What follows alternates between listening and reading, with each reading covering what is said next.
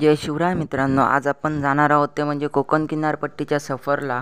तर video interesting आहे, तुम्ही पूर्ण बघूनच जा आणि लाईक आणि शेअर करायला विसरू नका। मित्रांनो, इथला समुद्र असा आहे ना की सरळ हृदयाला तो स्पर्श करतो।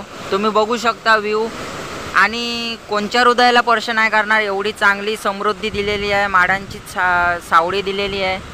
त्यानंतर परत समुद्र एवढा। मित्रांनो, तुम्ही समजूच शकता की अशा वातावरणामध्ये कोणाचं मन मोहणार नाही।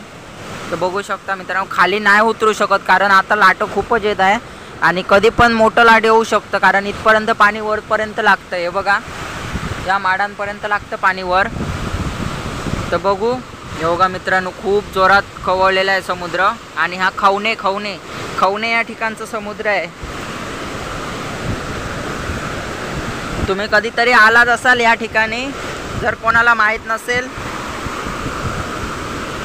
हे बघा मित्रांनो, कसा खवळलेला आहे तो। Please like share and comment करायला विसरू नका व्हिडिओला। बघा मित्रांनो,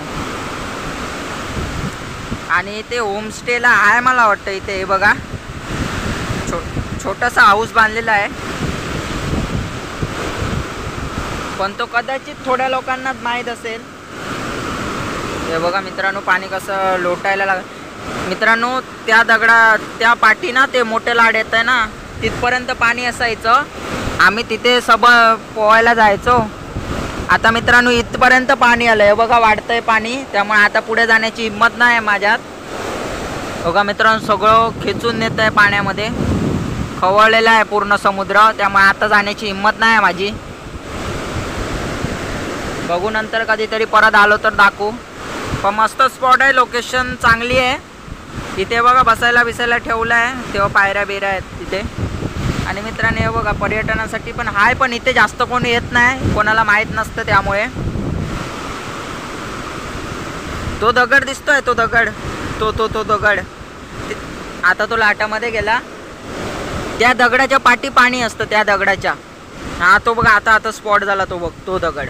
त्या दगडाच्या पाठीमागे पाणी असतं, तेव्हा म्हणजे मे महिन्या दरम्यान ते पाणी असतं तेव्हा आम्ही अंघोळ करायला येतो इथे। बघा मित्रांनो, नारळ बघा किती, नारळाची झाडं एवढी आहेत, पण नारळ एकच आहे, तो पण मला वाटतं खराब। मित्रांनो, त्यानंतर दुसरा स्पॉट म्हणजे हा धबधबा तुम्ही पाहू शकता किती चांगला आहे तो। मी आता नाही अंघोळ करायला तर नाही आलोय, पण धबधब्याचा स्पॉट घेण्यासाठी इथे तुम्हाला दाखवण्यासाठी स्पेशल आलोय। हा बघा,